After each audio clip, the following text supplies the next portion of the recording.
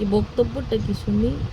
তোমার সকাল সকাল ঘুম ভাঙিয়ে আমার এত ভোরবেলায় যদি আমার ঘুম ভাঙালে, তোমার বক্তব্যটা কি? বলো, এখন ভোরবেলা নেই, 8টা বাজে। বক্তব্যটা কি? আবার পা খায়, পা খেতে নেই, পা খেতে নেই, ওটা বলো, ওটা বলো, ওটা বলো, পা খেতে নেই। ওরে শালা কোথায় লাথি মেরে দিয়েছে মার আমার। মার মার, একদম মার, একদম মার। এসি তো বন্ধই আছে। একদম মারো মারো। চলো। দিয়েছে সকাল সকাল আমার ঘুম ভাঙানো, বল কাজটা কি আছে? ওই জন্য হ্যাঁ, তোকে ঢুকেছে, আমি কি নাহলে তোমার ঢোকাতাম বৌমা না। দেখতে যাবো? বল, আমাকে বৌমা দেখতে যাবো? তখন সকাল সকাল ঘুম ভাঙিয়ে কি হয়েছে? কুকু করছে, পাখাটা বন্ধ করে দাও, ঠান্ডা না হচ্ছে ঘরটা। ওই জন্যই তো বলেছিলাম তখন না। বন্ধ কর। কেন তো?